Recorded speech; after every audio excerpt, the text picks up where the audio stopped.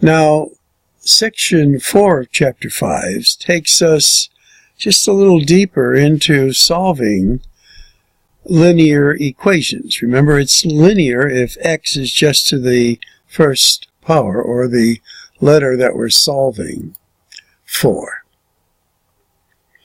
There's our objectives, and here, again, a little deeper. So once again, first step, if it has fractions, get rid of the fractions. Then get rid of grouping symbols. Combine like terms.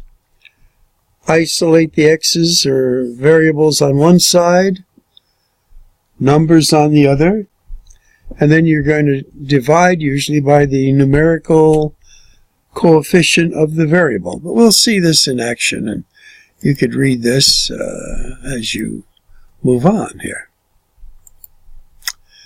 Okay, so we want to isolate the x on one side, so we're going to transpose this positive 3 to the other side, where it becomes a negative 3, or subtract 3 from both sides.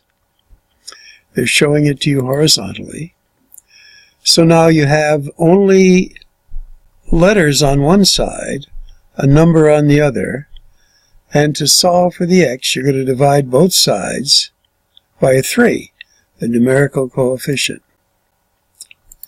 And you get x equals -7. And they do show you the check of it, that it is a true statement. Again, as we look at this one, there are some y's here. We want to group those y's together. And you'll see that here. So we end up with a -2y.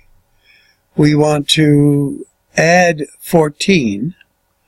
And when we add 14 to the other side, it's just like transposing a -14 on this side becomes a +14.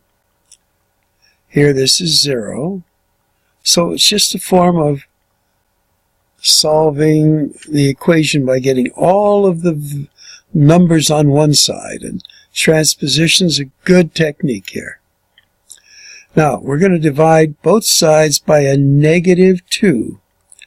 The coefficient of y here shows it very clearly. And then this becomes a +6. Now remember, you want a positive y equals whatever sign value it is. The key is you want a positive y. And this checks. Okay, now here we have something that equals 0. So we're going to group like terms, looks like first. And I see they're using another technique to get rid of the decimals, and I will show you that technique then, which I think is a good technique. So when you see that this term has 2 decimal places, this term has 1 decimal place, 2 decimal places. To get rid of fractions, which are decimal fractions, you multiply everything by the least common denominator. So to get rid of the decimals here, you can multiply that by 100. And we do that in the short way just by moving the decimal point over. We've multiplied that by 100. Now here we had to add a 0, because this only had 1 decimal place. So we move it over 2. Move this one over 2. And if we multiply 100 by a 0, it's still 0. But you got rid of all the decimal places. Makes it a little easier to work with. So now we're going to subtract this from that, and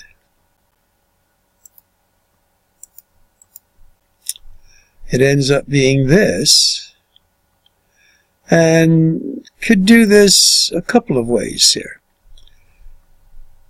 What I would have done is just transpose the negative z value to this side, That would be one way. Or doing it the way they show here. We're going to subtract 910 from both sides. Notice that 0 minus 910 gives you a negative 110. And then completing this, we end up with something like this. So now we're going to divide by the numerical coefficient with z, which is a negative 1820, both sides. So here this becomes a positive 1z, and this, interestingly, ends up as being 0.5, or in its fractional form, 1/2. And if you put that in the original equation, it checks. Okay, so using that technique here, what would you do? Well, we would get rid of, there's only one decimal place in each one, so to get rid of it, we just go like so. So now we have an equation with no decimals. This just makes it a little easier to work with. So now we want to combine this term with this term, subtracting this from that, and since they have it worked out here nicely for us,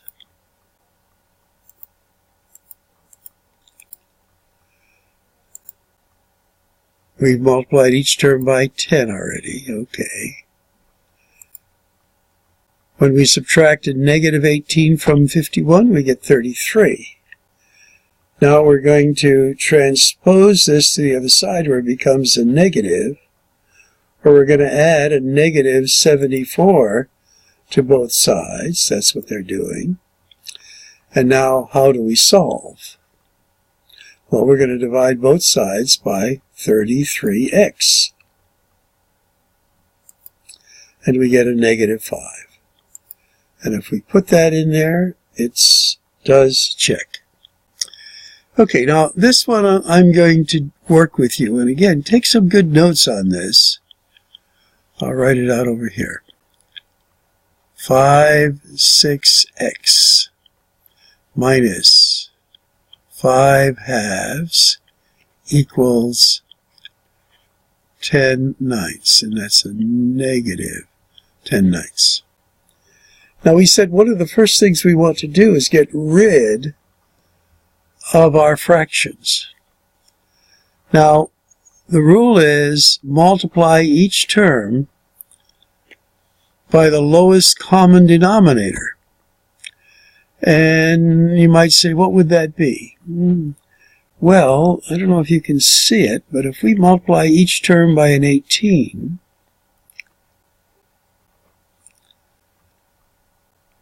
we're making this equation bigger, but it's still equivalent because it's each term by 18. But in so doing that, we get rid of all our fractions. 6 goes into there once. 6 goes into there 3 times. We're going to multiply that. 2 goes into there once. 2 goes into there 9 times.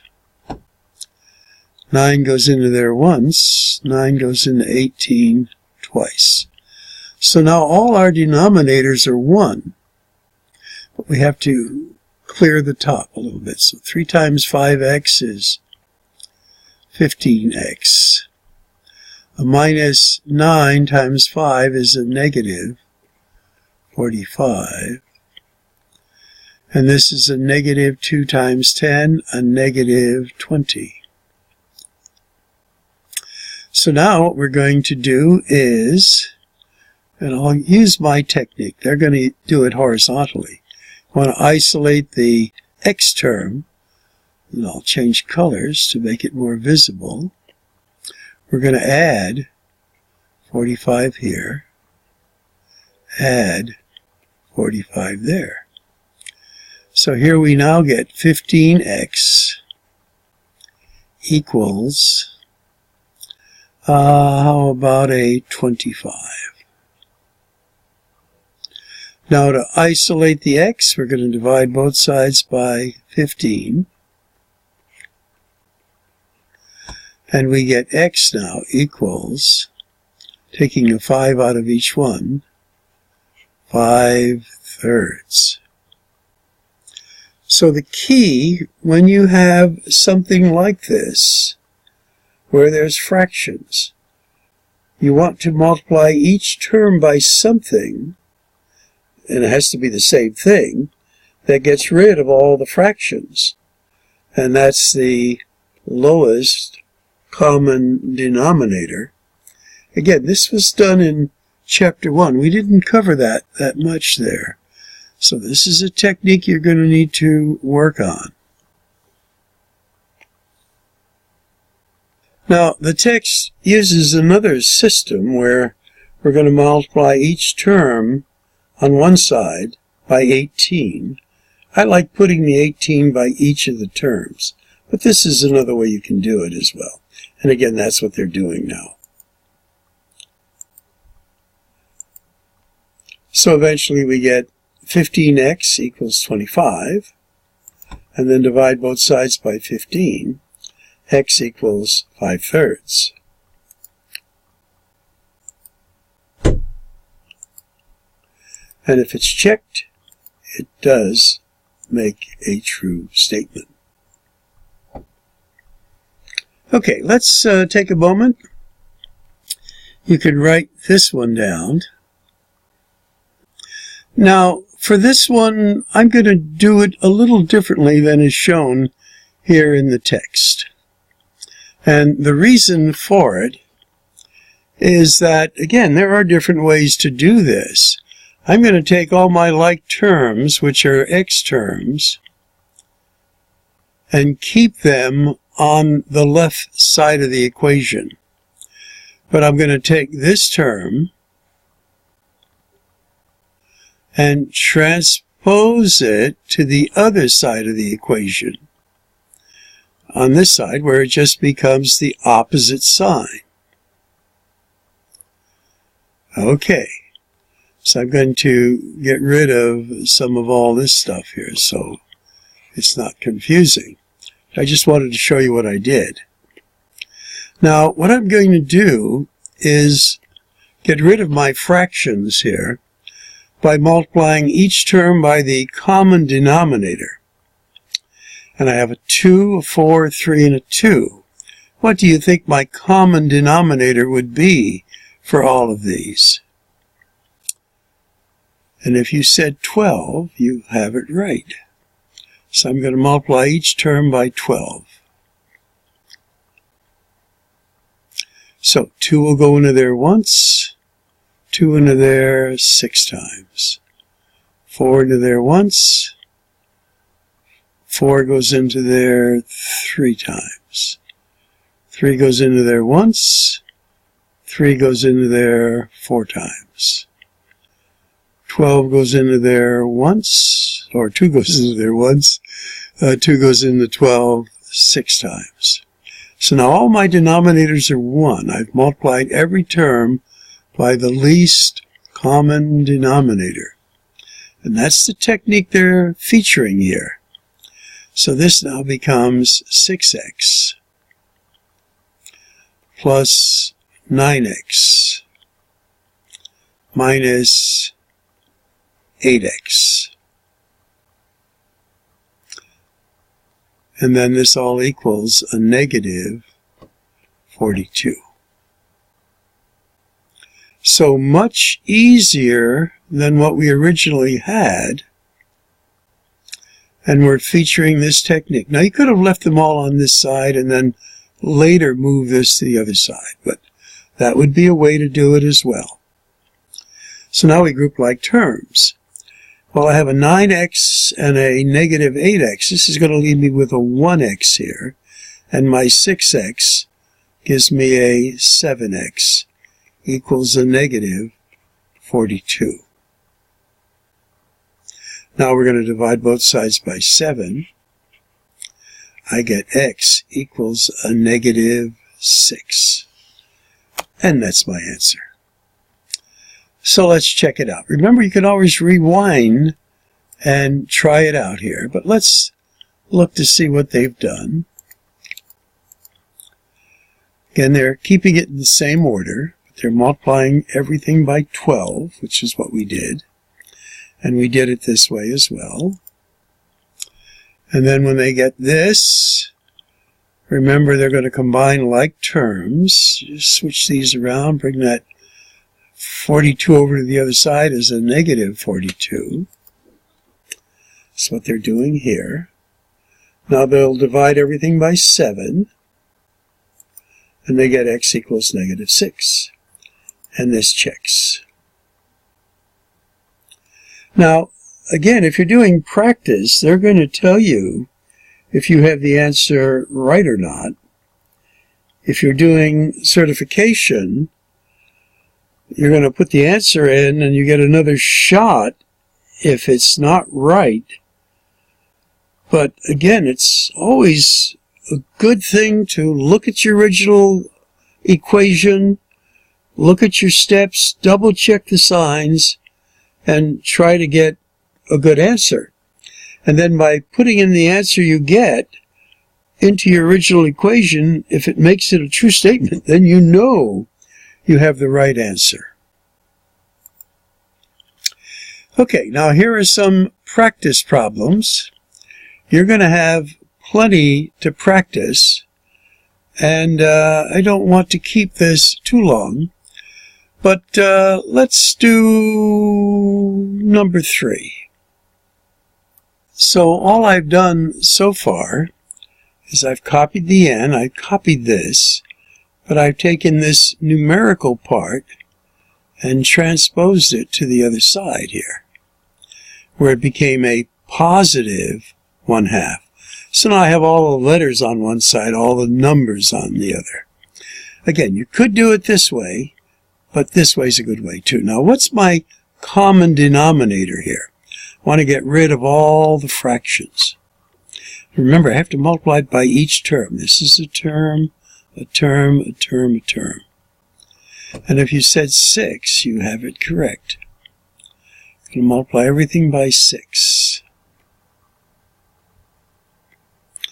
Now, when I do so, it's not quite the same equation, but it's still equivalent.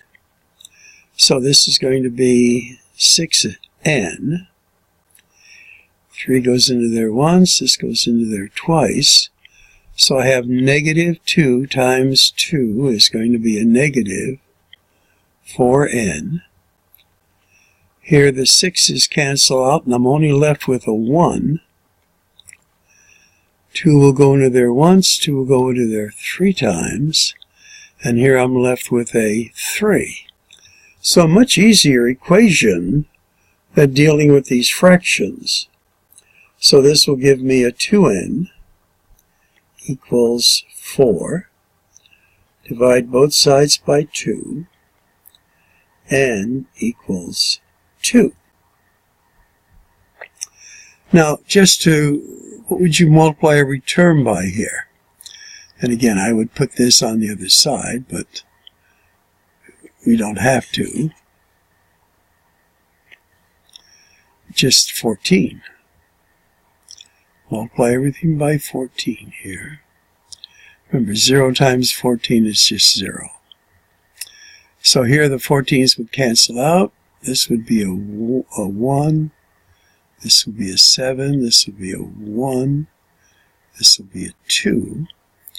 So here I have 3x plus 7. And this is a negative 2x equals 0. Well, I'm going to have the 3x minus 2x leaves me with an x on this side. Transpose that to the other side as a negative 7. So again, practicing this technique, I think, is a good thing, and you'll have your practice. Okay, we'll wrap this up.